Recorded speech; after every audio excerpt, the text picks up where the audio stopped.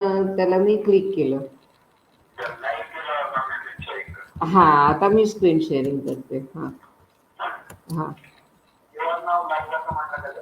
हा कुठे लिहिणार ते? हा, लाईव्हचं ते हा, म्हणजे त्याचं आता हे काउंटिंग सुरू झालंय मिनिट्सचं, ते 0:20 वगैरे असं. हा, आता मी शेअर स्क्रीनला पण क्लिक केले तर तिथे मी आता पीपीटी उघडली, ती तुम्हाला दिसते का?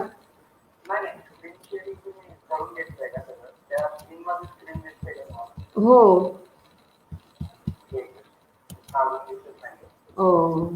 असं का होतं माहिती? माझं स्क्रीन मध्ये स्क्रीन दिसत होतं खरं म्हणजे, पण ते आता मला टाइम दाखवत आहे 0.5354. हा, पण मग आता ते स्क्रीन मध्ये माझी अजून पीपीटी दिसायला नाही लागली. अच्छा.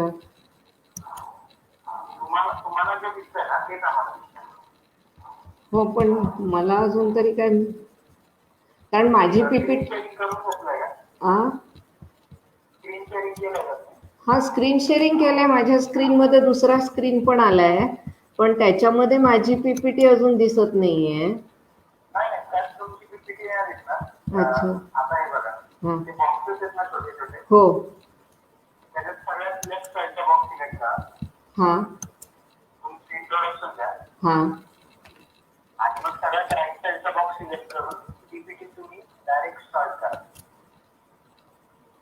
ओके, आता थांबा एक मिनिट. आता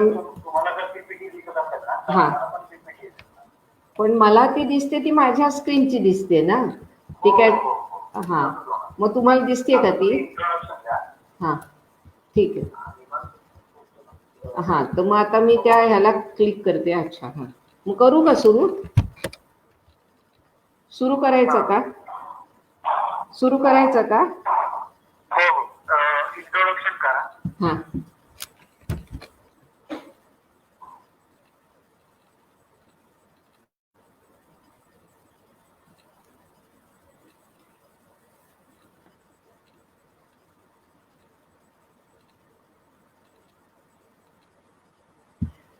नमस्कार. सिंधुजन अकॅडमीच्या सगळ्या अभ्यासू लोकांना मनःपूर्वक धन्यवाद. कारण मी हिंदी भाषी प्रदेशामध्ये राहते आणि इथे मला मराठीत बोलायची तशी संधीही कमी मिळते. आणि हा जो कोकणाच्या शिलाहार राजवंशाचा जो इतिहास आहे, हा माझा खास अभ्यासाचा विषय होता. PhD पण मी ह्याच्यावरच केली आहे आणि आमचं घर आहे कोकणातलं, तर त्यामुळे मला ह्या विषयावर बोलताना एक विशेष त्याच्याविषयीची आपुलकी वाटते. आणि म्हणून जेव्हा मला विचारणा झाली की शिलाहारांवर तुम्ही बोलाल का, तेव्हा मी अक्षरशः उडी मारून म्हणतात तसं लगेच मी हो म्हटलं. आता कोकणाविषयी बोलायचं झालं तर एक छोटीशी किनारपट्टी जी महाराष्ट्राच्या सह्याद्रीच्या रांगा आणि अरबी समुद्र यांच्या मधला जो प्रदेश आहे तो म्हणजे कोकणची किनारपट्टी. प्रश्न असा येतो की इतक्या छोट्याशा ह्या भूभागाबद्दल आणि त्याच्या इतिहासाबद्दल, आणि इतिहास सुद्धा कसा की आपण ज्याच्याबद्दल बोलणार आहोत त्याला 1000 वर्ष कमीत कमी होऊन गेलेली आहेत. तर खरोखरच आज आपण त्याचा विचार करून काही मिळवू शकतो का त्याच्यातून, हा एक प्रश्न बऱ्याच वेळेला इतिहासकारांना विचारला जातो. ह्या प्रश्नाचं उत्तर आपण 2 प्रकारे देऊ शकतो. की एक तर कोणत्याही भूप्रदेशाशी ज्या लोकांचा अतिशय जवळून संबंध असतो, जे त्यांचं उगम किंवा आपलं असं स्थान असतं, त्याच्या इतिहासातून त्यांना एक ओळख मिळते. आणि ही ओळख बऱ्याच वेळेला अत्यंत महत्वाची ठरते. त्यांच्या जीवनामध्ये जेव्हा त्यांना काही खास समस्यांचा जेव्हा सामना करावा लागतो तेव्हा ही आपली प्रांतीय ओळख, त्याचा इतिहास, त्या इतिहासाने त्यांना दिलेलं एक जे बळ असतं ते खूप महत्वाचं ठरतं. आणि म्हणून मला असं वाटतं की ही एक छोटीशी चिंचोळी किनारपट्टी जरी असली तरी त्याचा इतिहास आपण विचारात घेतला पाहिजे. आणि दुसरं असं की इतिहास अध्ययनाच्या दृष्टिकोनातून जर आपण विचार केला तर एका छोट्या विवक्षित भूभागाचा इतिहास समोर घेऊन आणि नंतर आपण त्याच्यापासून काही एक प्रारूप तयार करून बाकीच्या भूभागांचे हा भूभाग कसा ऐतिहासिक दृष्टीने जोडला जातो आणि काय गोष्टी त्यांच्यामध्ये समान धर्मी असू शकतात ह्याचा विचार करता येतो. आणि त्यामुळे सुद्धा एखाद्या छोट्याशा भूभागाचा विचार करणं योग्य ठरतं. कोकणाच्या एकूणच भौगोलिक संपदेबद्दल विचार केला तर फारशी उपजाऊ जमीन कोकणाकडे नाही. त्यामुळे त्या दृष्टीने एक समृद्ध देश, एक समृद्ध प्रदेश असं आपण कोकणाला म्हणू शकत नाही. पण तरी सुद्धा निसर्गाची काही अशी वरदानं कोकणाला मिळालेली आहेत की ज्याच्यामुळे हा प्रांत भौगोलिकदृष्ट्या महत्वाचा ठरतो. म्हणजे असं की इतकी मोठी किनारपट्टी,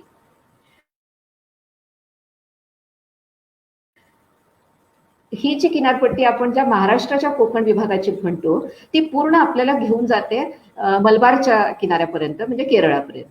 त्यामुळे गुजरातच्या सौराष्ट्रच्या रिजन पासून भूभागापासून केरळापर्यंत असा आपला हा एक सुदीर्घ पट्टा जो आहे त्यातला हा एक भाग आहे. हे त्याचं एक बलस्थान आहे कारण एक महत्वाच्या टप्प्यावर हा भूभाग आहे. दुसरं असं खूप खाड्या आहेत आणि ह्या खाड्यांमुळे जो समुद्री व्यापार आहे त्याच्यासाठी खूप चांगले छोटे छोटे असे बंदरांचे काही टापू तयार झालेले आहेत. आणि ते सुद्धा ह्याची एक बलस्थान आहे, याचं एक भौगोलिक बलस्थान आहे असं म्हणता येईल. खूप प्रकारची वन्य संपदा आहे, काही खनिज आहेत आणि जंगल संपत्ती निश्चित रूपाने वेगवेगळ्या प्रकारची आपल्याला इथे बघायला मिळते. ह्या कोकणाच्या उगमाबद्दल हॅलो पीपीटी दिसत नाहीये. अच्छा, मग आता काय करूया? स्क्रीनच्या खाली बॉक्सेस आहेत ना, हा त्याच्यातलं सगळ्यात राईट साईडचा बॉक्स सिलेक्ट करा. अच्छा, केलं. मग पीपीटी ओपन करा. अच्छा, ओके. आता एकच मिनिट, 30 सेकंदाचा लॅग आहे. आता तुमच्याकडे 1 मिनिट काहीतरी जाणार असेल ना? बघते ना. हो, हा, आता 1 मिनिट आम्हाला दिसलं.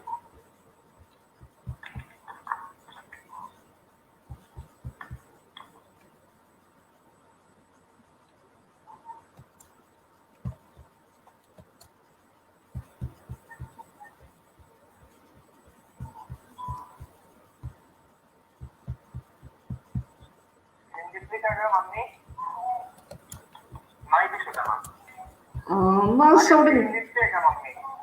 स्क्रीन दिसते. आता पीपीटी ओपन कर. हा, ओपनच आहे माझं पीपीटी. दिसतंय का? एकच मिनिट. दिसते का मम्मी? दिसते का पीपीटी?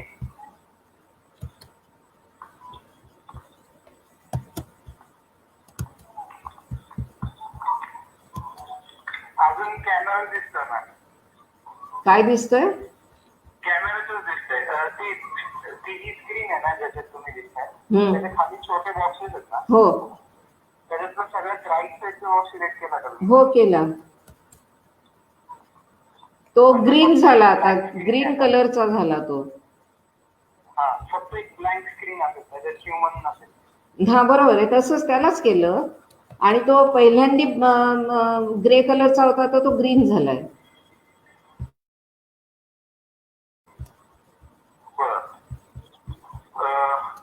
स्क्रीन शेअरिंग करून घ्या फक्त. मला वाटतं परत करावं लागेल स्क्रीन शेअरिंग. स्क्रीन शेअरिंग मी करते हो, पण ते मग काय होतं माहितीये का की त्याच्यामध्ये पुन्हा ते माझीच विंडो दिसते मला. हा, ते शेअरिंग करा. केलं. हा. युअर एंटायर स्क्रीनला पण क्लिक केलं. काय झालं? युअर एंटायर स्क्रीनला पण मी क्लिक केलं ते. शेअर केली? हो, शेअर केली. आता स्क्रीन मध्ये स्क्रीन दिसते? हो. एकच मिनिट. शेअर स्क्रीन मध्ये स्क्रीन दिसतीये.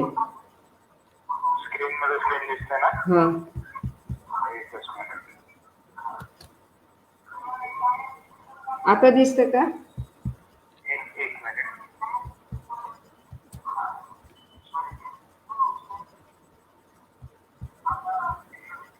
हा, आता दिसतोय स्क्रीन. आता दिसतोय स्क्रीन. आता एक काम करा. हा, आता पीपीटी ओपन करून एक्सप्लेन करा. आता पीपीटी दिसेल. आता दिसतंय? पीपीटी ओपन आहे. हो, दिसतंय. हा, मग आता मी पीपीटी स्क्रोल करत जाऊ ना बोलताना? हो. मग आता काय पहिल्यापासून बोलावं लागेल का? इंट्रोडक्शन नको? हा, ठीक आहे, तुम्ही तिथनंच स्टार्ट करा. अच्छा. थँक्यू. तर ह्या कोकणाच्या उगमाबद्दल, कोकण कसं निर्माण झालं याच्याविषयी आपल्याकडे काही दंतकथा आहेत, काही पौराणिक कथा आहेत. त्यातली एक कथा जी आहे ती परशुरामाशी जोडली जाते. असं म्हटलं जातं की परशुरामाने पूर्ण पृथ्वी निक्षत्रिय केली. सगळ्या क्षत्रियांना त्याने कंठस्नान घातलं आणि त्याच्यामुळे तो पूर्ण पृथ्वीचा, पूर्ण भूभागाचा स्वामी बनला. पण त्याने अशा प्रकारे अर्जित तो भूभाग जो होता तो कश्यपाला दान देऊन टाकला. आणि त्याच्यावर कश्यपाने असं म्हटलं की आता तू दान दिलेल्या भूमीमध्ये कसा काय राहणार? तेव्हा परशुरामाने सह्याद्रीच्या उच्च शिखरावरून आपल्या बाणाने समुद्राला पाठीमध्ये हटवलं आणि आपल्यासाठी एक भूभाग निर्माण केला आणि अशी ती परशुराम भूमी निर्माण झाली असं म्हटलं जातं. तर ह्याचं जे उत्तरेकडचं टोक आहे त्या भृगुकच्छ अशा नावाने आपल्याला पुराणांमध्ये बघायला मिळतं. आणि परशुराम हा भृगुवंशी होता, त्यामुळे तो म्हणजे भार्गव होता. आता कोकणामध्ये काही ठिकाणी परशुरामाच्या मंदिराला भार्गवराम मंदिर असं सुद्धा म्हणतात. तर हा जो भार्गव किंवा परशुराम जो आहे त्याची ही भूमी आहे असं म्हटलं जातं. आणि हीच कथा आपल्याला पूर्ण केरळापर्यंत सुद्धा वेगवेगळ्या भागांमध्ये तशाच पद्धतीने सांगितलेली बघायला मिळते. ह्या कोकणाच्या प्राचीनत्वाबद्दल जर आपण बोलायचं म्हटलं तर आपल्याला बौद्ध काळापासून ह्या किनारपट्टीवर चालणाऱ्या काही गतिविधींविषयी, काही हालचालींविषयी माहिती मिळते. कोकणातली बंदरं ही भारताच्या दक्षिणेकडच्या दुसऱ्या प्रांतांशी जोडणारा एक दुवा तर होतीच, आणि शिवाय भारताचा जो विदेशी परदेशी व्यापार होता त्याच्यासाठी सुद्धा एक मुख्य साखळी कोकणातल्या ह्या बंदरांमुळे बनायची. आपल्याला सोपारा, जे आत्ताचा आपण नाला सोपारा म्हणतो, त्याचे उल्लेख मिळतात. आणि सोपाऱ्याला एक अशोकाच्या काळातला स्तूपही होता, अशोकाचा लेखही सोपाऱ्यावरून मिळालेला आहे. त्याचं जुनं नाव शूरपारक असं होतं. कल्याणविषयी आपल्याला माहिती मिळते, ठाण्याविषयी माहिती मिळते. चौल, जे अलिबाग जवळ एक आता छोटंसं गाव आहे पण ते खूप मोठं बंदर असल्याचं आपल्याला बऱ्याच वेळेला प्राचीन आपले जे वेगवेगळ्या प्रकारचे साहित्यिक किंवा पुराभिलेखीय जे दस्तावेज मिळतात त्याच्यामध्ये हे कळतं. चंद्रपूर असं एक नाव आपल्याला मिळतं. त्याच्या निश्चित ते कोणतं असावे ती जागा, त्याच्याबद्दल वेगवेगळे मतमतांतर आहेत. गोव्यापासून वेंगुर्ल्यापर्यंत वेगवेगळ्या ठिकाणी चंद्रपूर असल्याचं सांगितलं जातं. आणि खारेपाटण ही एवढीच नाही आहेत, आणखीनही बरीच बंदरं आहेत, जसं दाभोळचं आहे, हरणईचं आहे. तर अशी सगळी जुनी जी आपली भारताची जी वेगवेगळ्या दुसऱ्या देशांशी व्यापाराची केंद्र होती ती ह्या बंदरांमधून जोडली जायची. आणि त्यामुळे कोकणाचं महत्व हे फार प्राचीन काळापासून आपल्याला दिसून येतं. कोकणाच्या संदर्भातले जे गाथा सप्तशती म्हणजे सातवाहनांच्या काळातले जे साहित्यिक उल्लेख आहेत ते ह्या भरभराटीच्या बंदरांच्या शहरांबद्दल आपल्याला माहिती देतात. सातवाहन आणि पश्चिम क्षत्रप ज्यांना आपण म्हणतो, सौराष्ट्र भागामधून राज्य करणारे हे शक राज्यकर्ते होते. त्यांच्यामध्ये सतत संघर्ष व्हायचा, युद्ध व्हायची आणि त्या युद्धाचं सुद्धा कारण मुख्यत्वे आपल्याला असं दिसतं की ह्या बंदरातून जी खूप मोठ्या प्रमाणावर मालाची ने-आण होत होती त्याच्यामुळे संपत्तीचं कर वसूल करण्याचं एक साधन ही बंदरं होती आणि त्यामुळे त्याच्यावर वर्चस्व ठेवण्यासाठी ह्या वेगवेगळ्या राजसत्तांचा संघर्ष आपल्याला फार प्राचीन काळापासून बघायला मिळतो. कोकणातून चालणारा जो व्यापार होता या बंदरातून, रोमशी असलेला व्यापार होता, त्याच्याबद्दलची माहिती आपल्याला अनेक प्रकारच्या साधनातून मिळते. काही आपली एतद्देशीय साधनं आहेत आणि काही विदेशी आपण ज्याला वृत्त म्हणतो, जसं एक Periplus of the Erythraean Sea असं नावाने एक आपल्याला एका अनाम नाविकाने लिहिलेला एक वृत्तांत मिळतो, ज्याच्यामध्ये ह्या कोकण किनारपट्टीवरच्या बंदरांचा आणि तिथून चालणाऱ्या व्यापाराचा आपल्याला बराचसा उल्लेख मिळतो. रोमहून भारतामध्ये येत असलेले मद्य, विशिष्ट प्रकारच्या मद्य कुंभातून यायचे, तर त्या प्रकारचे जे मद्यकुंभांचे अवशेष आहेत ते आपल्याला मिळतात. रोमची नाणी मिळतात आणि सातवाहन काळातल्या नाण्यांवर जहाजांच्या एका पूर्ण एका फ्लीट ज्याला आपण इंग्लिशमध्ये म्हणतो त्याचा एक बेडा, त्याचं चित्रण बघायला मिळतं. हे सुद्धा निश्चितच त्या व्यापारामुळे इतकं महत्वाचं असलं पाहिजे. आणि असं म्हटलं जातं, म्हणजे ग्रीक साहित्यिक आपल्याला स्त्रोत आहेत त्याच्यातून कळतं की रोमला भारताशी असलेला हा व्यापार मग पुढे कालांतराने परवडत नाहीसा झाला.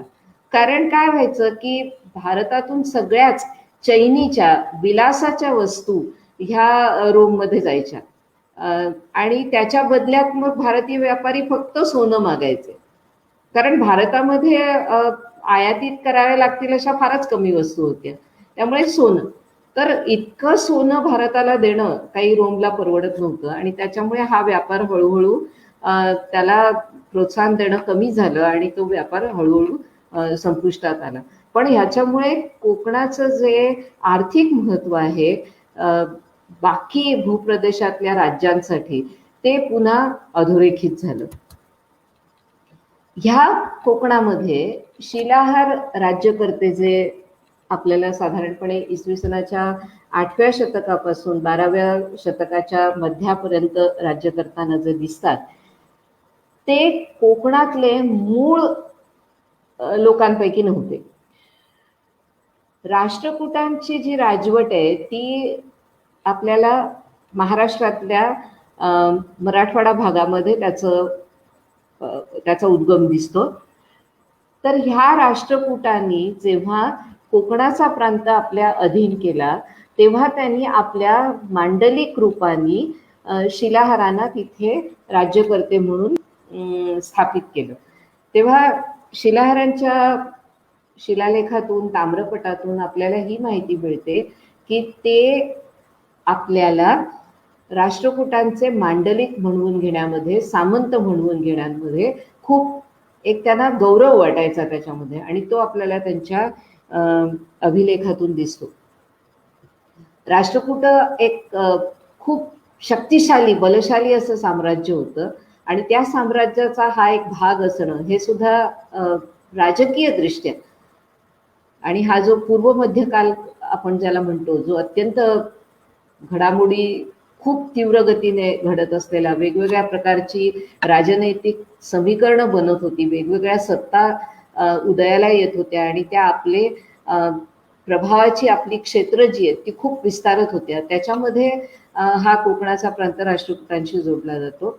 पण त्यामुळे काय होतं की राष्ट्रकूटांचे आणि दुसऱ्या ज्या शक्तींचे संघर्ष होतात तो सुद्धा एक आपला आपण शिलाहारांच्या संघर्षाचा भागही बनतो. म्हणजे उदाहरणार्थ कदंबांशी असेल किंवा चौलुक्यांशी असेल, परमारांशी असेल, तर ह्या सगळ्याशी पण शिलाहारांचा दुरान्वयाने कधी कधी आणि कधी कधी जवळून संबंध येताना आपल्याला दिसतो. ह्याचा जो शिलाहारांचा जो पहिला सामंत किंवा मांडलिक शासक जो आहे कोकणातलं, त्याचं नाव कपर्दी होतं. आणि मिराशनी ह्या कपर्दीचा संबंध कवडी द्वीप असा कोकणाच्या बद्दल जो शब्द मिळतो त्याच्याशी लावलेला आहे, किंवा कपर्दी म्हणजे कवडी, तर कवडी द्वीप आणि असा तो ज्याच्या नावाने हा प्रांत ओळखला जायला लागला तो कपर्दी हा शिलाहारांचा तसं म्हटलं तर इथला कोकणातला साम्राज्य संस्थापक किंवा राज्य संस्थापक आपण त्याला म्हणू शकतो. शिलाहारांची बरीच घराणी होती. आपण फक्त कोकणातल्या घराण्यांच्या संदर्भातला काही इतिहास बघणार आहोत. शेवटचा जो आपल्याला शासक या शिलाहार राजवंशाचा दिसतो तो यादव काळामध्ये, महादेवाच्या काळामध्ये त्याची भयंकर लढाई झाली आणि त्याच्यामध्ये असं म्हटलं जातं की सोमेश्वर हा समुद्रामध्ये जलसमाधी त्याला मिळाली. आता दोन प्रकारे त्याला बघता येतं की एक खरोखरच त्याची, कारण भूमीचं युद्ध जेव्हा त्याला फार यादवांशी लढता आलं नाही तेव्हा त्याने समुद्राचा आसरा घेतला आणि नौकायुद्धामध्ये त्याची नौका बुडाली असेल, किंवा आपला पराभव दिसत असल्यामुळे त्याने खरोखरच जलसमाधी घेतली असेल. काय होतं की अभिलेखांमध्ये जे आपल्याला थोडेसे वाङ्मयीन अंगाने उल्लेख मिळतात, तर त्यामुळे त्याचा ठोस निश्चित अर्थ लावताना आपल्याला कधी कधी वेगवेगळे अर्थ सुद्धा दिसून येऊ शकतात. तर अशा प्रकारे हा सोमेश्वराचा अंत झालेला शिलालेखातून आपल्याला त्याची माहिती मिळते. आणि जसं मी म्हटलं की उत्तरेकडचे उत्तर कोकणातले जे शिलाहार आहेत ज्यांची राजधानी ठाणा परिसरातली दिसते आपल्याला, तसे दक्षिण कोकणातले पण एक शिलाहार राजघराणं आपल्याला दिसतं आणि पुढे उत्तर कोकणाच्या राज्यातच ते सामावून घेतले गेले. तर त्यांची राजधानी जी होती ती खारेपाटणला असावी असं दिसतं, कारण खारेपाटणचा उल्लेख एक तटबंदी केलेलं आणि वसवलेलं नगर अशा पद्धतीने येतो आणि त्याला गोपुरं होती, म्हणजे त्याला एक जे तटबंदीचे विशेष प्रकारचे दरवाजे किंवा तटबंदीचं द्वार जे असायचं ते डेकोरेटिव्ह चांगलं अलंकृत केलेलं असावं असं दिसतंय आणि त्याची माहिती आपल्याला शिलालेखातून मिळते. आणि त्यामुळे असं वाटतं की शिलाहारांच्या दक्षिणकडच्या ज्या शिलाहार घराण्याच्या राज्यकर्त्यांनी खारेपाटणला आपली राजधानी बनवलं असेल. ह्या शिलाहारांच्या वंशोत्पत्तीबद्दल एक भौगोलिक दृष्टीने आपण बघितलं तर ते आपल्याला आपल्या लेखांमध्ये तगरपुर परमेश्वर किंवा तगरपुराधीश्वर असं म्हणतात. आता तगर ह्याची जी ओळख आहे ती उस्मानाबाद जिल्ह्यातल्या तेरशी आहे. तेरला उत्खननं पण झाली आणि खूप मोठ्या प्रमाणावर ऐतिहासिक बरीचशी दस्तावेज आपल्याला ऐतिहासिक आपल्याला तिथून मिळाले, बऱ्याच वस्तू मिळाल्या आणि तेरचं जे एक उत्तम व्यापारी केंद्र किंवा सत्तेचं ठिकाण म्हणून सुद्धा त्याची एक निश्चिती करायला ह्या उत्खननांमुळे मदत झाली. तर अशा या तेरच्या परिसरातून म्हणजे मराठवाड्यातून आले असणार ते यांच्याबरोबर राष्ट्रकूटांच्या आक्रमणाच्या वेळेला, आणि कदाचित असं झालं असेल की राष्ट्रकूट शासकांना ह्या शिलाहारांनी कोकणातल्या विजयामध्ये खूप मदत केली असेल आणि त्याच्या मोबदल्यात राष्ट्रकूटांनी शिलाहारांना इथे एक मांडलिक राजे म्हणून स्थापित केलं असेल. तर अशा प्रकारे त्यांची जी एक भौगोलिक कुठून ते आले, त्यांचं मूळ कुठचं, तर आपल्याला कळून येतं की ते तगरपूर किंवा तेर उस्मानाबाद भागातून इथे आलेले असतात. आणि हा संदर्भ जो आहे तो पुढच्या इतिहासाच्या दृष्टीने अत्यंत महत्त्वाचा आहे की कसे स्थानिक लोकांच्यात आणि ह्यांच्यामध्ये संपर्क संदर्भ एकमेकांशी कसं जुळवून घेतलं त्यांनी आणि काय त्याच्यातून वेगवेगळ्या प्रकारची प्रतीकं समोर आली ही पण आपल्याला नंतर थोड्या वेळाने आपण बघू. दुसरं असं की हा एक मध्ययुगीन किंवा पूर्व मध्ययुगीन काळामध्ये वैशिष्ट्यपूर्ण एक आपल्याला राजनैतिक एक प्रकार दिसतो की शासक आपली जी राज्यकर्ता म्हणून एक जी राज्य करण्याची आपली जी एक त्यांना जी गादी मिळाली, त्यांना जे स्थान मिळालं, त्याच्याबद्दल आम्हीच कसे त्याला योग्य आहोत असं दाखवणारे काही मिथकीय साक्ष निर्माण केले जायचे. आणि हे करायचं कोण? तर साधारणपणे त्यांच्या दरबारी असणारे पंडित, ब्राह्मण पुरोहित आपल्या पौराणिक कथांच्या त्यांना जो वारसा होता त्याच्याबद्दलची त्यांची जी माहिती होती त्याच्यातून त्याचा वापर करून ते अशी काही मिथक तयार करायचे की ज्याच्यातून हे जे राजे आहेत त्यांना राज्याभिषेक करण्याच्या वेळेला किंवा राज्य करताना कोणीही त्यांच्या राज्यकर्ता म्हणून असलेल्या स्थानाबद्दल शंका निर्माण करू नये असा त्याच्या मागचा एक उद्देश असू शकतो, ज्याला आपण इंग्लिशमध्ये एक लेजिटिमसी असं म्हणतो की आम्ही हे पद सांभाळायला योग्य आहोत, आम्हीच योग्य आहोत असा त्याच्यातून एक भाव निर्माण होतो. तर शिलाहारांच्या बाबतीत म्हणायचं झालं तर त्यांनी कसं केलं हे किंवा त्यांच्या बाबतीत त्यांचे जे कोणी दरबारी पंडित असते त्यांनी कसं केलं, तर शिलाहार ह्या नावावर त्यांनी एक थोडीशी असं म्हटलं तर एक आपलं वाङ्मयीन किंवा भाषाविषयक जे एक चातुर्य आहे ते दाखवलं की शिलाहार शब्दाची फोड शिला आणि आहार अशी केली. शिला म्हणजे एखादा दगडाची शिळा आणि त्याच्यावर आहार. तर आपल्याला प्राचीन वाङ्मयामध्ये कथासरित सागर आणि त्याच्या आधी सुद्धा बृहत्कथामध्ये वगैरे आणि मग नंतर हर्षवर्धनांनी त्याच्यावर खूपच सुंदर नाटक सुद्धा नागानंद लिहिलेले आहे. त्याच्यामध्ये एका विद्याधराची कहाणी मिळते. तर हा जो विद्याधर आहे जिमूत वाहन नावाचा, जिमूत केतू नावाच्या विद्याधराचा हा पुत्र आहे.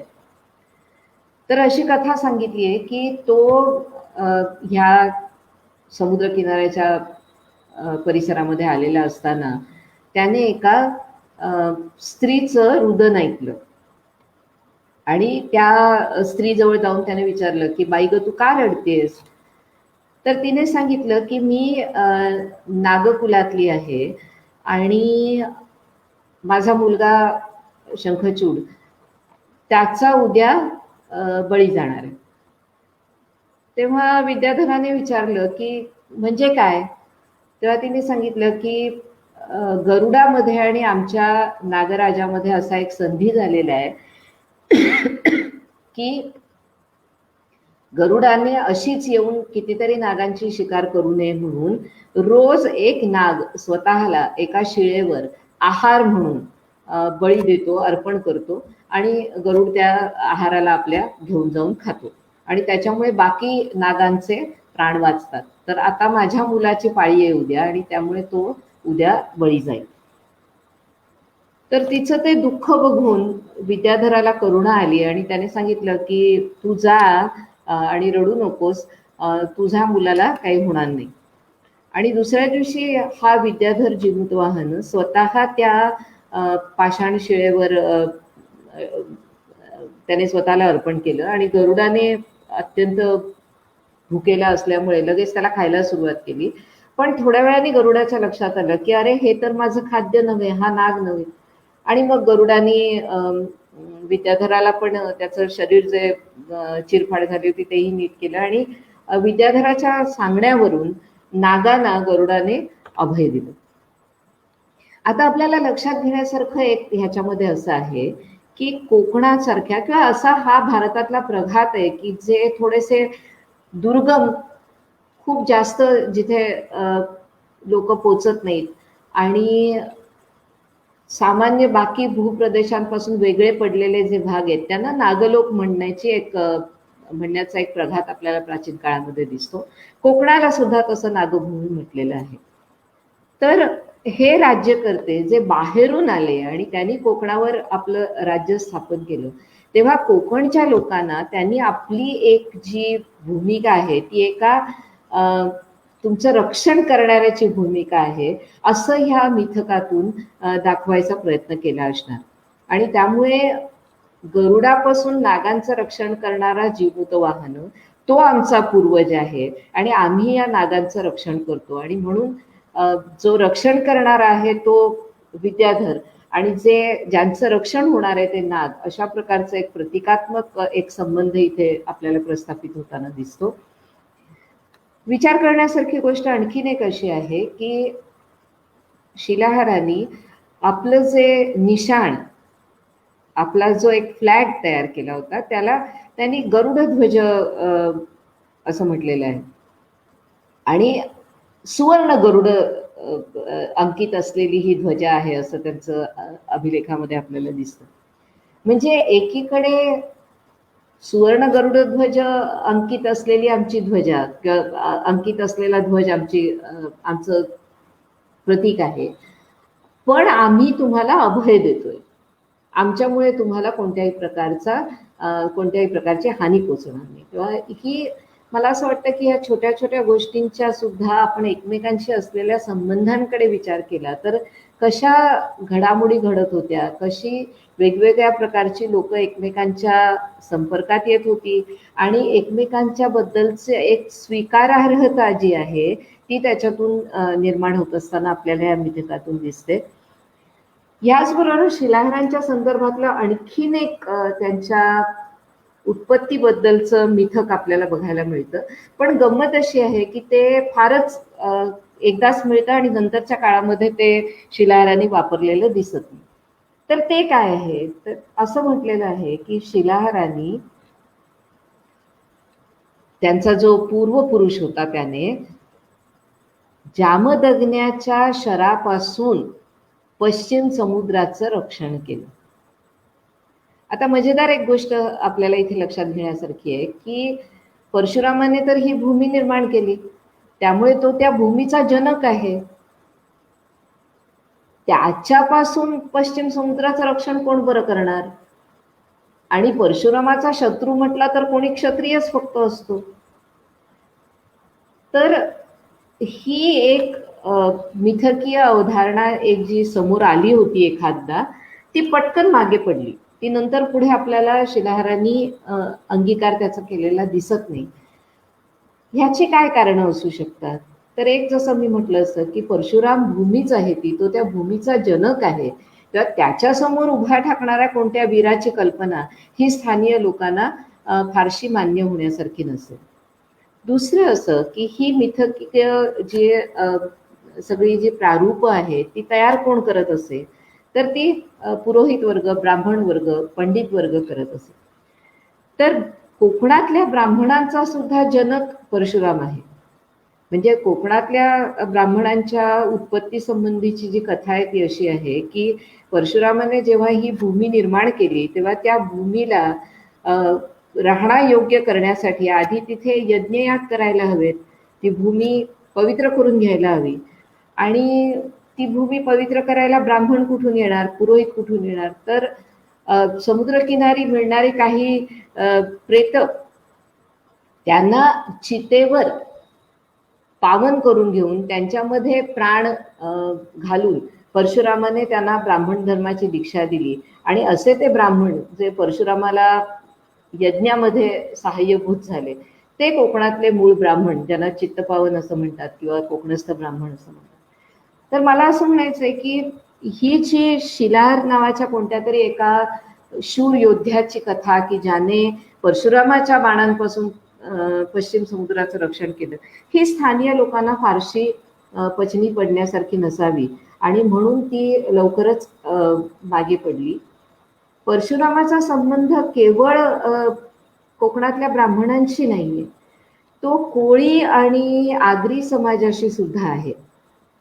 असं त्यांच्या कोळी आणि आगरी समाजाच्या एका दंतकथेमध्ये आपल्याला गॅझेटियरमध्ये त्याचा उल्लेख मिळतो की जेव्हा परशुरामाने पश्चिम समुद्राला मागे हटून जमीन निर्माण करण्यासाठी आज्ञा दिली, तेव्हा समुद्राच्या आणि त्या सह्याद्री घाटाच्या मधल्या प्रदेशात राहणाऱ्या आगरी कोळी जमातीच्या बायकांनी परशुरामाला विनंती केली की तू समुद्राला मागे हटव आणि भूमी निर्माण कर, पण फार मागे हटवू नकोस, कारण आमचं जीवन त्या समुद्रावर अवलंबून आहे. आणि म्हणून ही जी कोकणाची किनारपट्टी ती अत्यंत चिंचोळी अशी किनारपट्टी तयार झालेली आहे, कारण परशुरामाने त्या बायकांना अभय दिलं, म्हणजे त्या आगरी कोळी समाजाला, आणि ती जमीन निर्माण झाली असं म्हटलं जातं.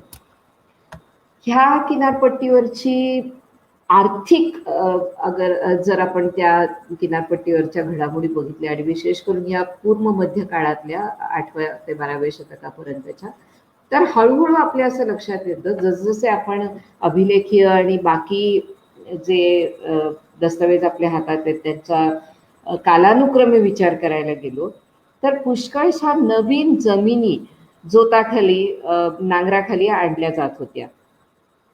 हे आपण कशावरून ठरवू शकतो, तर आपल्याला असं दिसतं की पुष्कळशा जमिनी ज्या दान दिल्या गेल्या त्यांच्या जर आपण चतुःसीमा बघितल्या तर खाडी, टेकड्या, कोकणामध्ये ज्याला आपण वहाळ म्हणतो की खूप वेगाने पाणी पावसाळ्यामध्ये वाहणारे जे छोटे छोटे ओढे किंवा नाले, किंवा मिठाग्र, किंवा अशी काही पाषाण शृंखला असे शब्द आपल्याला मिळतात. तर ह्याच्यामध्ये कोकणामध्ये ज्यांना कोकणचा भूभाग चांगला परिचित आहे त्यांना माहिती आहे की खूप सपाट लांबलचक भूप्रदेश कोकणात आपल्याला मिळत नाही.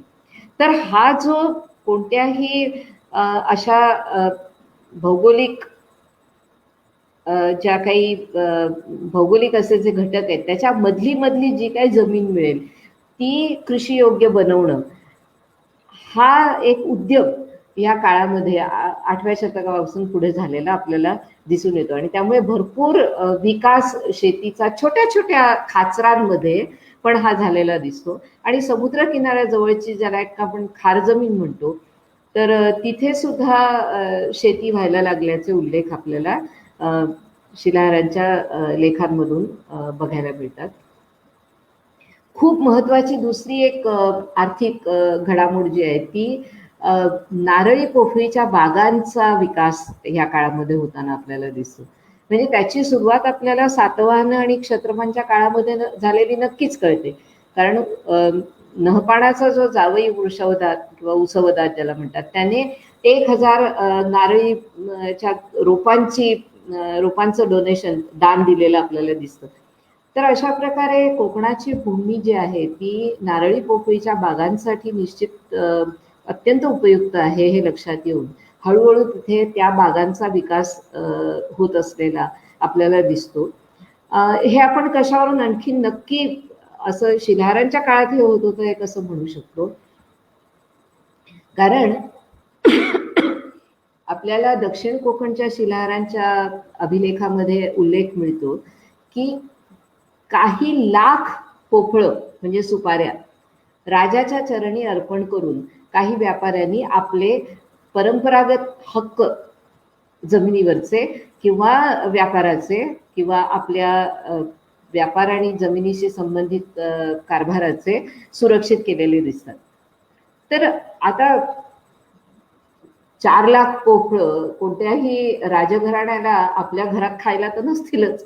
म्हणजे याचा अर्थ असा आहे की त्या पोफळांचं किंवा सुपारीचं जे काय एक द्रव्य म्हणून विनिमयाचं साधन म्हणून एक जे महत्व होतं ते आपल्याला दिसतं. यासंबंधी मुरलीधर पांचानी यादवकालीन महाराष्ट्रामध्ये लिहिलेलं आहे की सुपारी हे किंचित व्यावहारिक मूल्य असलेलं एक द्रव्य आहे असं आपल्याला दिसतं. आणि ह्या संदर्भात एक आपल्याकडे म्हणण्याचा प्रघात आहे, पैसा अडका. तर अडिका म्हणजे सुपारी. तर पैसा आणि सुपारी, आणि बऱ्याच वेळेला आपण बघतो पूजे विजेमध्ये नाणं ठेवलं जातं आणि त्याच्यावर सुपारी ठेवली जाते. तर ह्या दोन एकमेकांना परस्पर पूरक असलेल्या विनिमयाच्या वस्तू आहेत हेही आपल्याला लक्षात येतं. आणि शिलाहारांच्या लेखांमध्ये आपल्याला नारळी पोफळीच्या बागांचे उल्लेख, विशेषतः पोफळीच्या बागांचे खूपच चांगले उल्लेख बघायला मिळतात. आणखीन एक चांगली म्हणजे ज्याचे वारंवार आपल्याला वेगवेगळ्या प्रकारे उल्लेख दिसतात अशी एक आर्थिक एक तिथली घडामोड म्हणजे मिठाग्र. आणि ह्या मिठाग्रांचा इतिहास जो आहे तो शिलाहारांच्या पूर्वीच आहे. ऑलरेडी जेव्हा शिलाहार इथे राज्यकर्ते म्हणून आले तेव्हा मिठाग्र विकसित झालेली होती. आणि आपण जर नंतरच्या काळात बघितलं तर आगरी समाज हा मिठाग्रामध्ये मीठ तयार करण्याचं काम करणारा एक मोठा समाज कोकणामध्ये आहे. आणि ह्या मिठाचं इतकं महत्त्व असलं पाहिजे हे आपल्याला शिलाहारांच्या लेखातून पण दिसतं. कारण कैक वेळेला ग्रामनामं जी येतात ती लवणे तट किंवा एखाद्या भूमिदानाची सीमा लवणचारिका अशा नावाने येताना दिसते. आणि निश्चितच वेगवेगळ्या प्रकारच्या वस्तूंचा जो बंदरातून व्यापार होत होता तो महत्त्वाचा असला पाहिजे या काळामध्ये. कारण आपल्याला सुवर्ण गद्याणं असं नाणं सुद्धा एक जकात म्हणून वसुलीसाठी वापरलेलं त्याचे उल्लेख मिळतात. तर सोन्याच्या नाण्याने जकात द्यावी म्हणजे तशा प्रकारचाच तो चांगला भरभराटीचा व्यापार असला पाहिजे आणि त्याचं उत्पन्न ह्या राज्यकर्त्यांना मिळत असेल. तर अशा प्रकारे एक आर्थिक विकासाच्या दृष्टीने हा काळ कोकणाला एक महत्त्वाचं कोकणाच्या इतिहासातलं त्याला स्थान आहे हे आपल्याला दिसतं. की नवीन शेतजमिनी तयार होत होत्या, नवीन नारळी पोफळीच्या बागा तयार होत होत्या, पूर्वीच असलेली मिठाग्र अजूनही चांगली भरभराटीमध्ये होती आणि बंदरातून चालणारा व्यापार होता.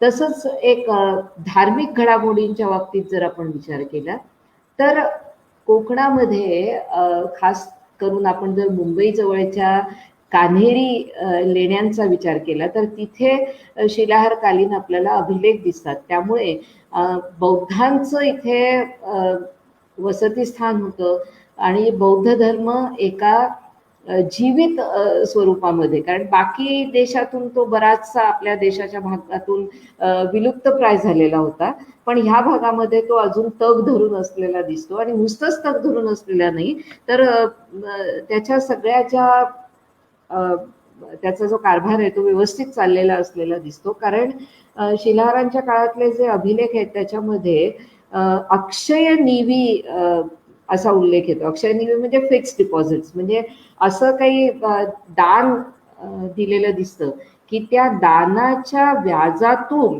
काय करावं बौद्ध संघाने ह्याबद्दलचे लेख मिळतात. की पुस्तकं निर्माण करण्यासाठी, ग्रंथ निर्माण करण्यासाठी किंवा बौद्ध भिक्षूंना त्यांच्या समाधी किंवा साधनेसाठी लेणी तयार करण्यासाठी किंवा बुद्धाच्या मूर्तीची पूजा वगैरे करण्यासाठी अशा प्रकारे त्या जे अक्षय निधी जो आहे किंवा फिक्स डिपॉझिट जे आहे त्याच्यावरच्या व्याजातून हे व्हावं, हे कार्य संपन्न व्हावं असं त्याच्यामध्ये लिहिलेलं आहे. तर हे केव्हा होऊ शकतं? जेव्हा संघाचा सगळा कारभार जो आहे तो सुचारूपणे चांगले व्यवस्थित चाललेला असेल तेव्हाच असा विश्वास कोणत्या दानकर्त्याला वाटू शकतो ना. कारण असं जर नसतं तर दानकर्ते एक कोणतं तरी त्यावेळेचं जे कार्य संपन्न करायला जे काही धन असेल ते देऊन पुढे होतील, पण त्यांनी ते फिक्स डिपॉझिटच्या रूपाने दिलं. तर हा भिक्षू संघाचा एक नियमित कारभार तिथे चाललेला होता हे आपल्याला दिसतं.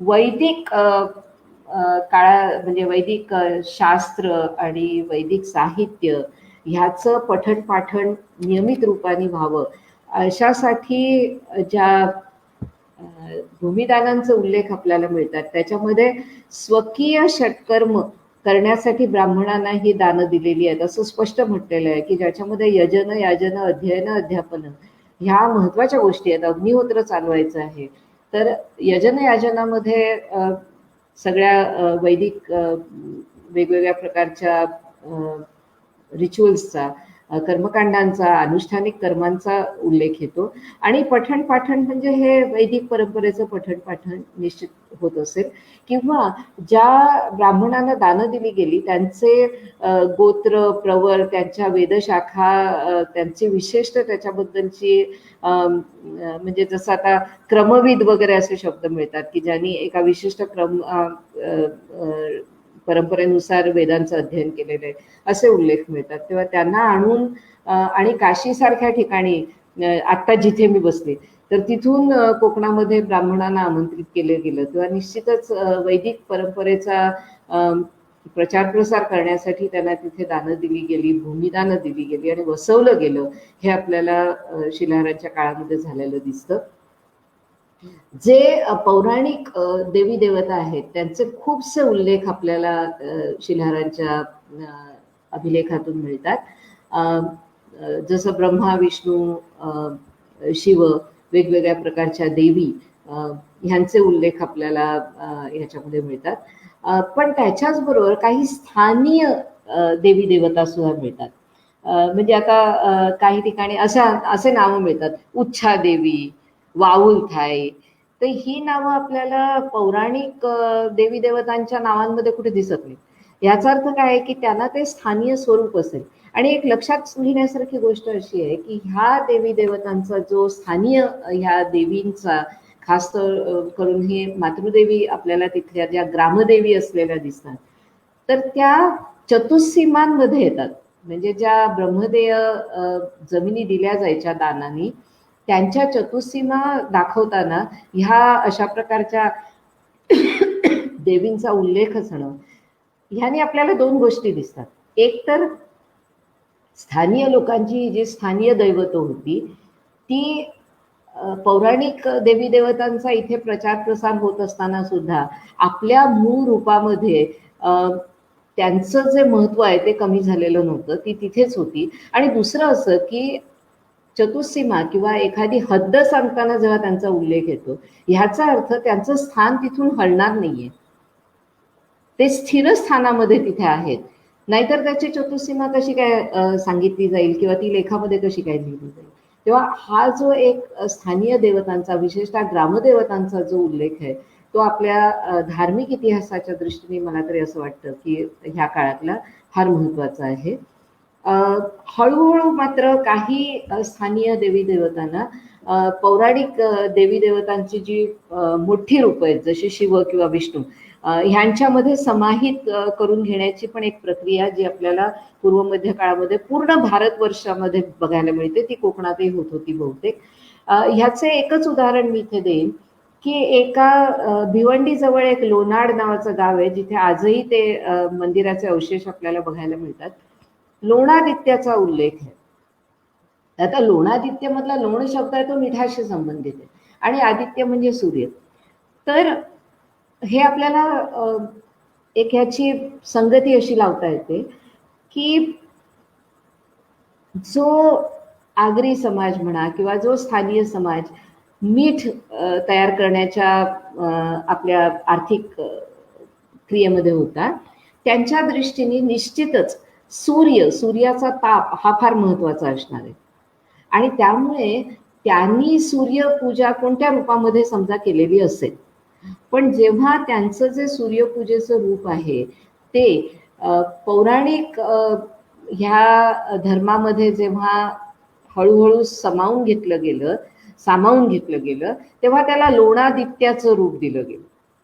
तेव्हा लोण त्यातला जो भाग आहे तो राहिला तसाच, जो स्थानीय लोकांच्या मिठागरांशी संबंधित असेल, आणि आदित्य असं ते सूर्याचं त्यांचं जे काही रूप असेल ते मागे पडलं त्या स्थानीय लोकांना जे काय माहिती असेल ते, आणि हा लोणादित्य असा एक नवीन एक ईश्वर इथे तयार झालेला आपल्याला दिसतो. पद्मल एक राणी राजमाता आहे, तिचा दिवेआगरचा ताम्रपट जो उपलब्ध आहे त्याच्यामध्ये आपल्याला एक फार महत्वाची गोष्ट बघायला मिळते की तिने दिवेआगरच्या परिसरातल्या ब्राह्मणांना काही विशिष्ट प्रकारचं दान दिलेलं आहे. म्हणजे कसं की त्यांच्या पोफळींवर म्हणजे सुपारीच्या झाडांवर काही करांमध्ये सूट दिलेली आपल्याला दिसते. पण हे ब्राह्मण कोण होते, तर ते स्मारिकेचे सदस्य होते. तर ही कोणती तरी अशी एक परिषद किंवा एक सल्लागार मंडळी असावीत राजाला, जी धर्मशास्त्रांच्या नुसार राजाला राज्यकारभारामध्ये मदत करत असतील, सल्ला देत असतील, योग्य अयोग्य न्याय अन्याय ह्याची माहिती करून देत असतील आणि त्यांच्या सन्मानार्थ त्यांना ह्या परिसरामध्ये त्यांची जी उत्पन्नाची साधनं आहेत त्याच्यामध्ये करामध्ये सूट देऊन ह्या राजमातेने मदत केलेली आपल्याला दिसते. तेव्हा ह्या वैदिक किंवा धर्मशास्त्रीय अध्ययन करून पारंगत असलेल्या ब्राह्मणांना ह्या काळामध्ये असलेलं जे विशिष्ट स्थान आहे ते सुद्धा आपल्याला याच्यामध्ये बघायला मिळतं. सगळं मिळून जर आपण बघितलं ह्या काळाचं चित्र, तर ते आपल्याला असं दिसतं की हळूहळू एक विशिष्ट प्रकारची जी मांडलिक किंवा सामंत व्यवस्था जी आहे ती कोकणामध्ये सुद्धा लागू व्हायला लागली होती.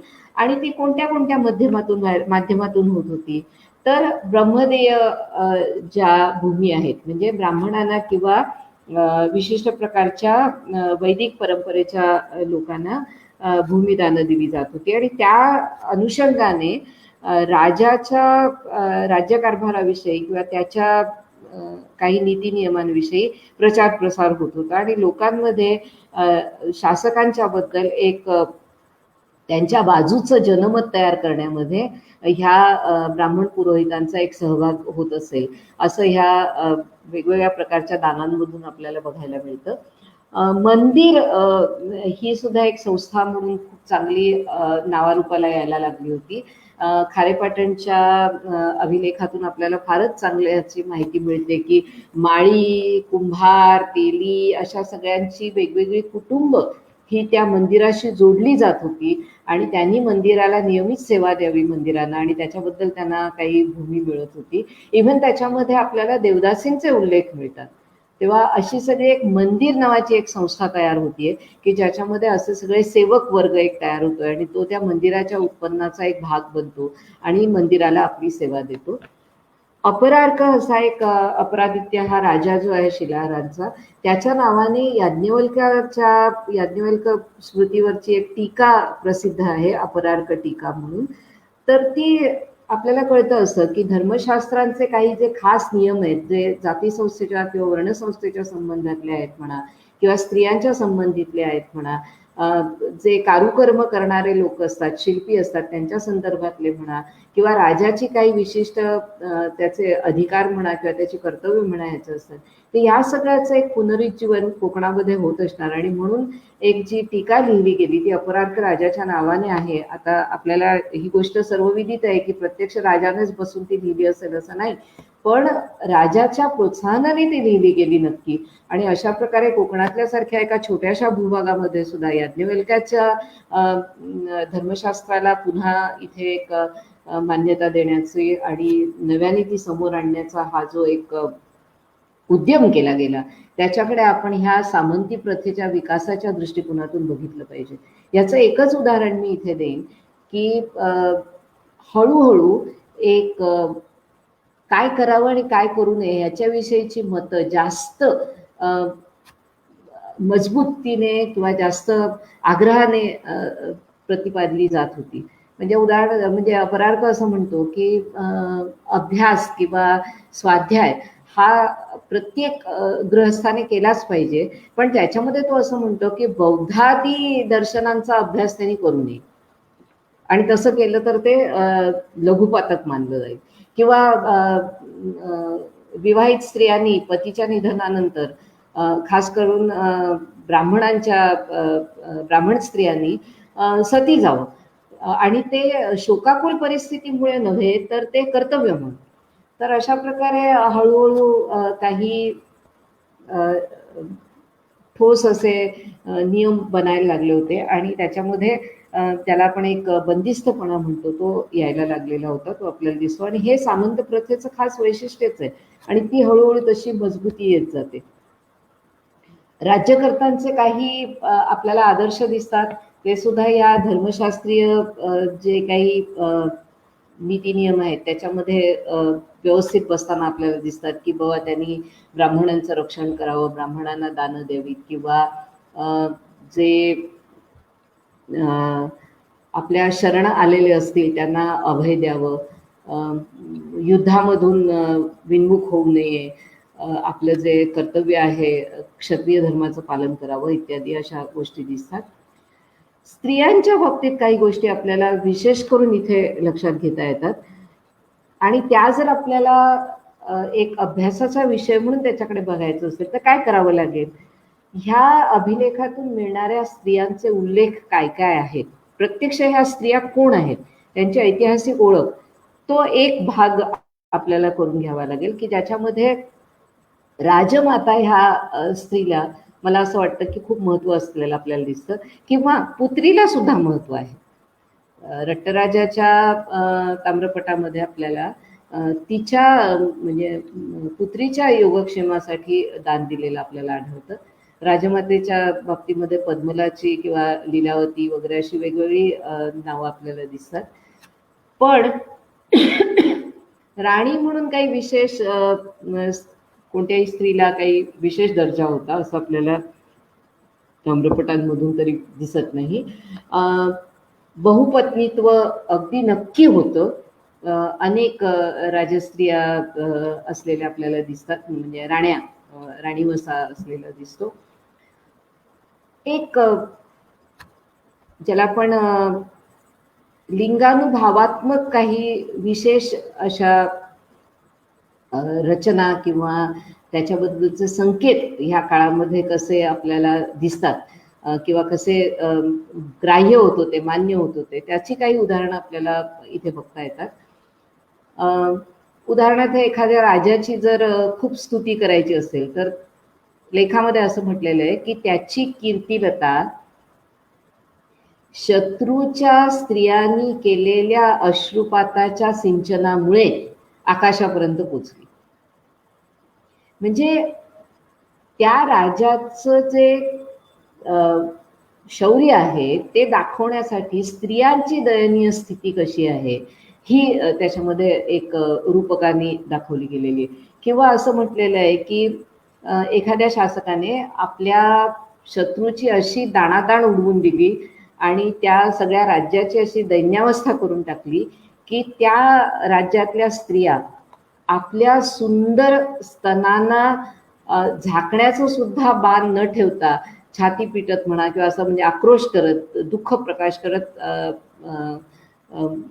धाय मोकळून रडताना दिसतात. तर ह्याच्यामध्ये सुद्धा आपल्याला एक असं दिसतं की स्त्रियांच्या बद्दलचं वर्णन करून एखाद्या राजाचं शौर्य किंवा एखाद्या राजाची वीरता दाखवावी असे त्यावेळेचे संकेत आहेत, साहित्यिक संकेत आहेत, आणि ते आपल्याला या अभिलेखातून सुद्धा दिसतात. तिसरं असं की कोणत्याही जसं दानांचे साक्षी म्हणून बऱ्याच लोकांचे उल्लेख येतात, बऱ्याच प्रकारचे आपल्याला अमात्य, संधी विग्रहिक, भांडागारिक असे राजसंस्थेचे सदस्य दिसतात, पण कुठेही महिला आपल्याला त्या स्थानावर दिसत नाही. तेव्हा हा काळ असा आहे की हळूहळू स्त्रियांचं जे स्थान कसं दुय्यम बनत गेलं ह्या सामंती व्यवस्थेमध्ये ते सुद्धा शिलाहारांच्या अभिलेखांवरून दिसतं. ह्या काळातल्या वास्तुशिल्पांच्या संदर्भामध्ये खूपच उत्कृष्ट एक नमुना आपल्याकडे म्हणजे आपण सुदैवी आहोत की तो आपल्याला बघायला मिळतो. अंबरनाथ हे जे एक आपल्या रेल्वे स्थानक जे आहे मुंबईकडून पुणेकडे जाण्याच्या रस्त्यावर, आणि उपनगरीय रेल्वे वाहतुकीचं पण ते एक स्थानक आहे. तर त्याच्यापासून अगदी जवळ एक अंबरेश्वराचं किंवा अंबरनाथाचं मंदिर आहे आणि त्या मंदिराचा निश्चित आपल्याला तिथे उल्लेख मिळतो. त्यामुळे आपण हे शिलाहारांच्या काळातलंच आहे आणि शिलाहार राज्यकर्ते त्यांनी ह्या मंदिराच्या निर्माणामध्ये आपली भूमिका बजावलेली आपल्याला दिसते. 3 राजे जे तिन्ही बंधू होते एकामागून एक गादीवर आले आणि ह्या मंदिराचं काम जे आहे ते तिन्ही राजांच्या कारकिर्दीमध्ये चाललं आणि शेवटी 3ऱ्या राजाच्या कारकिर्दीमध्ये ते पूर्ण झालं. तेव्हा हे अंबरनाथाचं शिवालय जे आहे थोडंसं आज ते क्षतिग्रस्त आहे. पूर्ण जसंच्या तसं आपल्याला त्या काळातलं ते बघायला मिळत नाही, पण तरी सुद्धा बऱ्याच सुस्थितीत असलेलं आहे. आणि ते आपल्याला बघून शिलाहारांच्या काळातली जी एक वास्तुशिल्पाची परंपरा आहे ती बघता येते. हे भूमिज पद्धतीचं मंदिर आपल्याला शैलीनुसार जर म्हणायचं झालं तर भूमिज शैलीचं मंदिर आहे. आणि सगळ्यात जर तिथीने म्हटलं तर सगळ्यात जुनं सगळ्यात प्राचीन असं हे भूमिज पद्धतीचं मंदिर आपल्याला दिसतं. कारण पहिलं भूमिज मंदिर जे परमारा काळातलं आपल्याला उत्तरेकडे मिळतं ते सुद्धा ह्याच्या नंतरचं आहे. सुमारे 3-1 दशकानंतरचं आपल्याला ते मंदिर असल्याचं कळतं. ह्या मंदिरामध्ये देवाचं जे नाव आहे ते आपल्याला मिळतं. म्हणजे आज त्या स्थानाला अंबरनाथ असंच म्हणतात, त्या अंबरनाथ देवस्थानावरून, पण त्या देवाचं सुद्धा नाव आपल्याला त्या अभिलेखामध्ये मिळतं. आणि अशा प्रकारे त्याचा इतिहास आहे तो 1000 वर्षापेक्षा जास्तचा इतिहास असल्याचं आपल्याला निश्चित ह्या शिलालेखामुळे सांगता येतं. ते ज्या गावामध्ये त्यावेळेला मंदिर होतं त्या गावाचं नाव पाटपल्ली असं आपल्याला मिळतं, पण ते आज आता विस्मृतीत गेलेलं आहे. आणि वेगवेगळ्या प्रकारचे प्रशासनिक काही अधिकारी किंवा मंत्री ह्या मंदिराच्या कामकाजासंबंधी जिम्मेदारी त्यांनी घेतलेली असलेली जबाबदारी घेतली असावी असं दिसतंय, कारण त्यांचे उल्लेख येतात.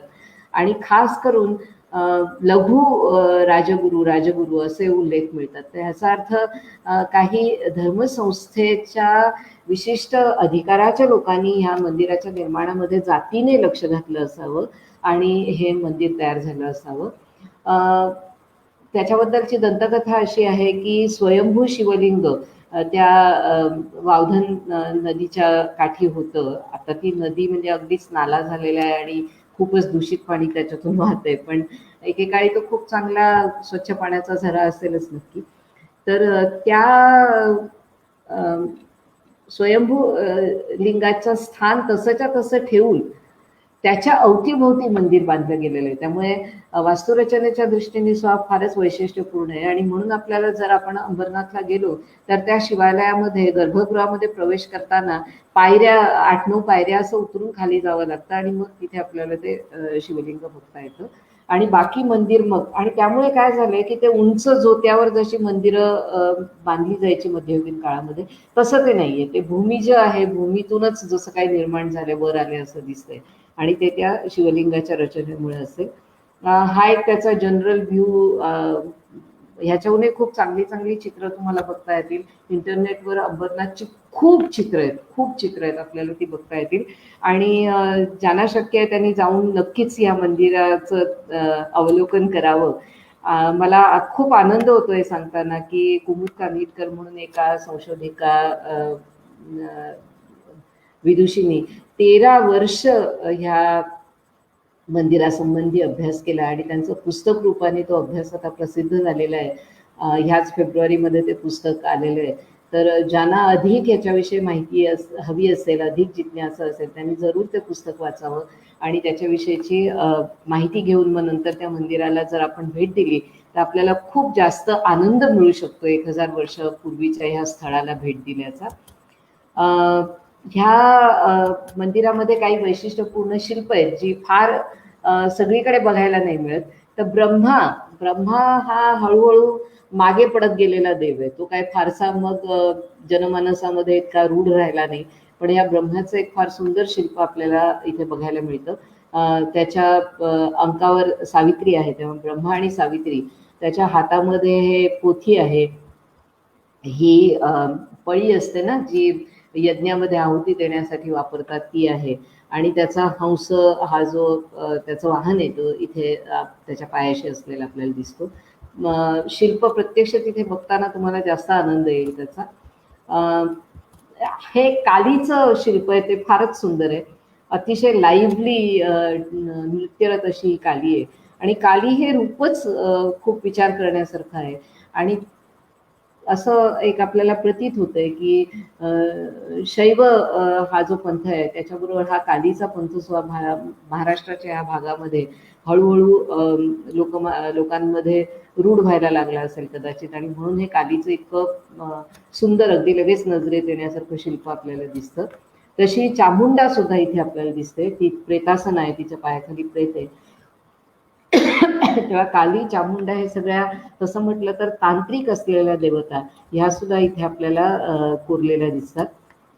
शिवाचं हे जे रूप आहे, जे आपल्याला घारापुरीच्या लेण्यांमध्ये सुद्धा बघता येतं, सदाशिवाचं जे रूप आहे की तो पंचमुखी असतो ऍक्च्युली. तर वरचं त्याचं जे मुख आहे ते आकाशाकडे असतं, ते तर दिसत नाही, आणि चौथं मुख पलीकडे असतं, पाठीमागे असतं. त्यामुळे हे तीन त्याची जी त्रिमुख असा तो दिसतो, पण तो पंचमुखी शिव असतो. आणि घारापुरीला आपल्याला फक्त त्याचा छातीपर्यंतचाच भाग बघायला मिळतो. इथे अंबरनाथच्या शिल्पामध्ये आपल्याला तो पूर्णाकृती बघायला मिळतो. हे फार सुंदर एक वराह, म्हणजे शिव असू दे, विष्णू असू दे, देवीची वेगवेगळी रूपं, ही सगळी आपल्याला एकत्रित इथे या अलंकरणामध्ये दिसतात. अतिशय सुंदर अलंकरण आणि भरपूर शिल्प असलेले एक शिल्प, ज्याचं चित्र आता माझ्याकडे नाहीये, पण तुम्ही जेव्हा भेट द्याल तेव्हा जरूर बघा. ज्याला आपण असं म्हणतो ना की अत्यंत जिवंत असं, सजीव असं चित्र आहे ते. मार्कंडेय अनुग्रहाची, म्हणजे मार्कंडेय ऋषी मोठे झाले नंतर, तेव्हा त्या बालकाला जेव्हा यम न्यायला येतो, कारण त्याला तो अल्पायुष्य असणार असतो त्याच्या भाकिताप्रमाणे, तेव्हा तो शंकराच्या पिंडीला, शिवलिंगाला घट्ट मिठी मारून असतो, आणि तेव्हा शंकर त्याच्यातून प्रकट होतात आणि यमाला त्यामुळे माघार घ्यावी लागते. तर ते अतिशय सुंदर मार्कंडेयानुग्रहाची मूर्ती तिथे बघायला मिळेल आपल्याला. आणि जेव्हा तुम्हाला जायचा योग येईल तेव्हा तुम्ही ती जरूर बघा. ही महिषासुरमर्दिनी आपल्याला इथे बघायला मिळतात. तसे मंदिराच्या आतमध्ये सुद्धा, गर्भगृहाच्या बाहेर उजव्या बाजूला महिषासुरमर्दिनीचं एक चित्र आपल्याला बघायला मिळेल. खरं तर गणेशाचं दर्शन आपण प्रत्येक गोष्टीसाठी सुरुवातीला घेतो. ह्या क्रमामध्ये मी आता तुम्हाला नृत्यरथ गणेश दाखवते. आणि शिलाहारांच्या अभिलेखांमध्ये गणेशाची अगदी प्रत्येक अभिलेखाच्या सुरुवातीला जवळजवळ आपल्याला ती स्तुती, आणि कोकणातल्या लोकांना मजा येईल हे ऐकून की आपण, म्हणजे कोकणातले काय, संपूर्ण महाराष्ट्रामध्येच आपण गणेश चतुर्थीला मोदक करतो. मोदक हा त्याचा फार प्रिय एक नैवेद्य आहे. तर शिलाहारांच्या लेखामध्ये लंबोदर नमस्तुभ्यम सततम मोदकम प्रियम असं म्हटलेलं आहे. तर मोदक ज्याला फार आवडतात असा हा गणेश आहे, आणि त्याचं फार सुंदर शिल्प, एकच नव्हे, एकहून अधिक गणेशाची शिल्प इथे आपल्याला बघायला मिळतील. आणि हे एक विष्णूचं शिल्प आहे. विष्णूची सुद्धा आणखीन काही शिल्प, आणि विष्णू आणि शिव, विष्णू, शिव आणि ब्रह्मा असे एकत्र, ज्याला आपण एक संयुक्त शिल्प म्हणतो, तशी पण आपल्याला ह्या अंबरनाथाच्या मंदिरामध्ये बघायला मिळते. तर एक समारोप करताना मी काही गोष्टी लक्षात आणून देऊ इच्छिते की कोकण हा तसं म्हटलं तर एक छोटासा भूभाग असून सुद्धा त्याचा इतिहास अत्यंत रोचक आहे. आपल्याला फार त्याच्यातून महत्व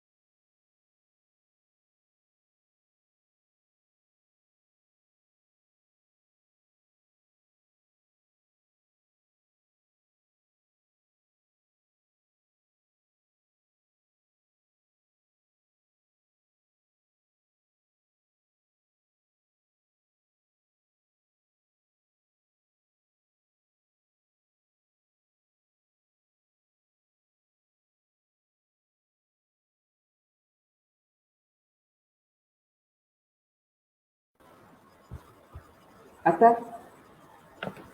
हो झालं. हो हो हा दिसतंय ना आता.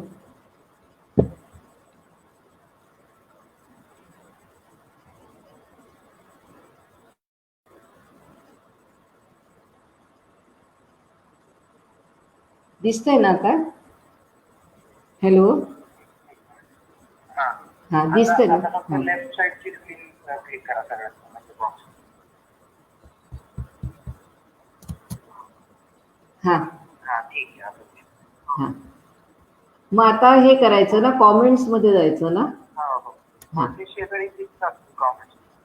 अच्छा हा अच्छा पण अच्छा आवाज येत नाही असे कॉमेंट आहेत. येतो येतो. आता अच्छा येतो अच्छा मागाशी येतो. अच्छा अच्छा अच्छा ठीक आहे ठीक आहे.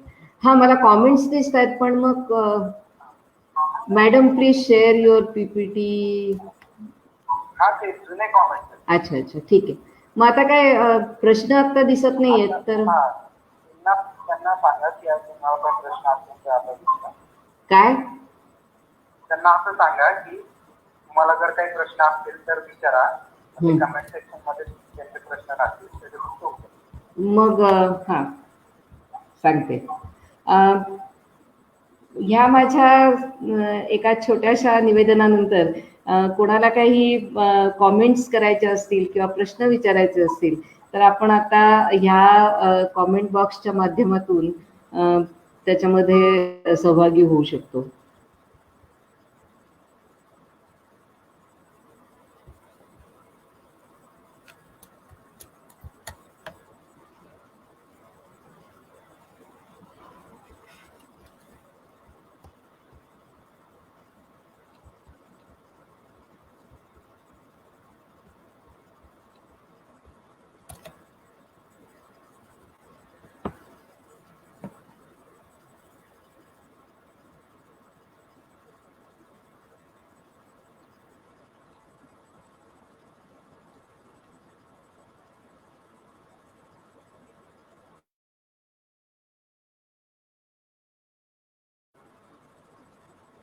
कोविड-19 अनलॉक की प्रक्रिया अब पूरे देश में शुरू हो गई.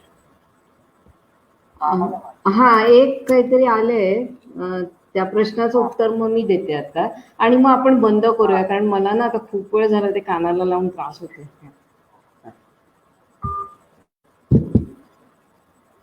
हा एक प्रश्न आहे की Shilahara Bhoj who constructed forts like Panhala where they connected with शिलाहारज of Konkan. मिराशीनी त्यांच्या एकमेकांशी असलेल्या फॅमिली ट्री बद्दल किंवा कॉमन अँसेस्ट्री बद्दल लिहिले आपल्या शिलाहारांच्या पुस्तकामध्ये पण तसा अगदी जवळचा काही संबंध असल्याचं आपल्याला दिसत नाही.